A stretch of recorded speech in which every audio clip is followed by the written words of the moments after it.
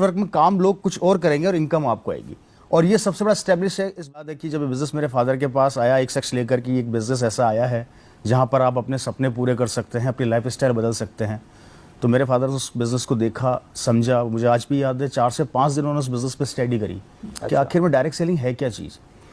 और जब वो खुद सेटिस्फाई हो गया कि नहीं ये बिज़नेस क्या दे सकता है, तो उसके बाद उन्होंने इस बिज़नेस को स्टार्ट करने का निर्णय लिया। और वो शायद वो निर्णय आज हमारे परिवार के लिए मील का पत्थर साबित हुआ। और आज कहीं ना कहीं उनका वो डेडिकेशन, वो कमिटमेंट इस बिज़नेस को लेके रहा। और जब डायरेक्ट सेलिंग को लोग इतना जानते नहीं थे, पहचानते नहीं थे, उस समय उन्होंने वो निर्णय लिया। और मुझे आज भी याद है उन्होंने अपनी नौकरी को साइड में कर दिया था।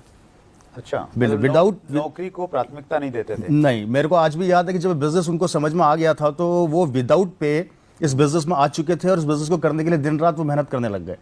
2-2, 3-3 महीने तक मैंने उनको स्ट्रगल करते हुए देखा है ज़बरदस्त तरीके से। और कभी कभी तो हमारा परिवार भी बोला करता था, मेरी मदर भी बोला करती थी कि ये आप क्या कर रहे हैं, आपने नौकरी को साइड में रख के ये कहाँ लग गए काम में। तो मेरे फादर अक्सर एक बात बोला करते थे कि ये क्या चीज़ है, इसका तुम्हें अभी नहीं पता लगेगा, लेकिन ये आने वाले समय में क्या देगा, इसका भविष्य, मतलब वो भविष्य को पहले ही देख रहे थे। राइट। अगर मैं दूसरे शब्दों में कहूँ तो मेरे को ऐसा लगता है कि अगर किसी इंसान ने समय को समय से पहले पहचान लिया तो वो इंसान आने वाले भविष्य के अंदर बहुत बड़ा कर जाता है। और कहीं ना कहीं मेरे फादर ने डायरेक्ट सेलिंग को उस समय पहचान लिया था काफ़ी हद तक। और ये चीज़ काफ़ी हद तक मेरे परिवार के अंदर मील का पत्थर साबित हुई। नौकरी में साइड में रख लिया, मेरी मदर भी काफ़ी परेशान रहने लग गई कि क्या करने लग गए। तो एक लाइन उन्होंने मुझे बोली थी मेरे परिवार को कि बेटा ये बिज़नेस मैं मेरे लिए नहीं कर रहा। अच्छा। उन्होंने कहा था कि सरकार मुझे 25,000 रुपया सैलरी देती है और मैं शायद जब रिटायर होऊंगा तब तक मेरी सैलरी काफ़ी अच्छी होगी, मुझे ज़रूरत नहीं है। लेकिन इस बिज़नेस की ताकत ये है कि ये बिज़नेस मैं इसलिए कर रहा हूँ कि कल को अगर मैं दुनिया में रहूँ चाहे ना रहूँ, या फ्यूचर में तुझे नौकरी मिले या ना मिले, ये बिज़नेस जहाँ से मैं छोड़ूंगा वहाँ से तू चालू करेगा। अच्छा, ये उस समय कहते थे? बिल्कुल, ये उस समय वो बात बोलते थे। और मुझे आज भी याद है ये बात, जब उन्होंने मेरे परिवार को बोली थी तो हमें कहीं ना कहीं ऐसा लगा कि शायद एक सपना सा है जो फादर देख रहे हैं, ऐसा हो सकता है क्या, पॉसिबल ही नहीं है। लेकिन कहीं ना कहीं उनको विजन समझ में आ गया था। और ये उनकी बात जो उन्होंने हमको 2001 में बोली थी, और वो बात आज भी हमारे दिमाग में गूंजती है, परिवार में गूंजती है कि उनको वो चीज़ समझ। जब उन्होंने शुरू किया उसी समय उनका ये विजन था कि ये जो बिजनेस मैं आज कर रहा हूँ डायरेक्ट सेलिंग और नेटवर्क बनाऊंगा तो इसका फायदा आगे जाके फैमिली को और सब लोगों को मिलने वाला है। जी जी जी, ये विजन उनको उसी समय समझ में आ गया था। और मेरे को उन्होंने बताया था कि बेटा ये एक ऐसा व्यापार है कि जहाँ पर एक बार अगर आपने नेटवर्क पे काम कर लिया तो मुझे ऐसा लगता है कि इस नेटवर्क में काम लोग कुछ और करेंगे और इनकम आपको आएगी। और ये सबसे बड़ा स्टैब्लिश है इस बिज़नेस के कि आपका परिवार, आपकी फैमिली इस बिज़नेस में सिक्योर हो जाती है। तो मुझे ऐसा लगता है कि कहीं ना कहीं उनकी वो सोच जो उनको सन 2001 में पता लगी थी, वो आज मेरे परिवार के अंदर बहुत काम आ रही है। That's great sir.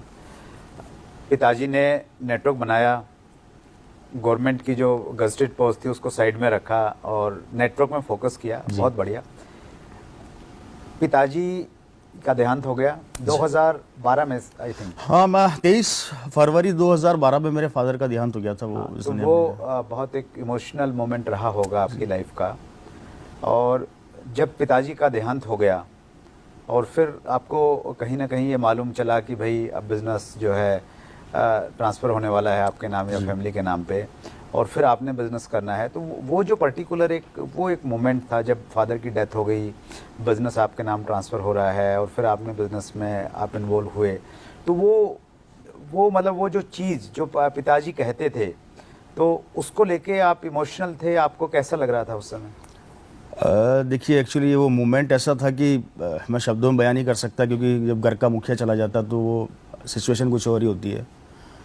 लेकिन हाँ, कहीं ना कहीं जब ये बिज़नेस मेरी फैमिली में वो मुझे देख कर गए और जो उनका वो सपना जो सोचा करते थे कि अगर मैं इस दुनिया में ना रहूँगा तो बेटा ये बिज़नेस तुझे बहुत कुछ देगा, वो लाइनें जब उनके जाने के बाद कहीं ना कहीं जब मुझे इनकम आया इस बिज़नेस से, जब मेरे फादर के जाने के बाद जो मुझे इस बिज़नेस से जो इनकम आई, उस इनकम को देख के मेरे आंखों में आंसू आ गए थे कि उनकी वो बातें मेरे दिमाग में, मेरे परिवार में गूंजने लगे कि कितनी एक अच्छा सिस्टम मतलब मेरी फैमिली को देकर गए। और कहीं ना कहीं मैं शायद आज उनके सपने को बड़ा करने का कोशिश कर रहा हूँ।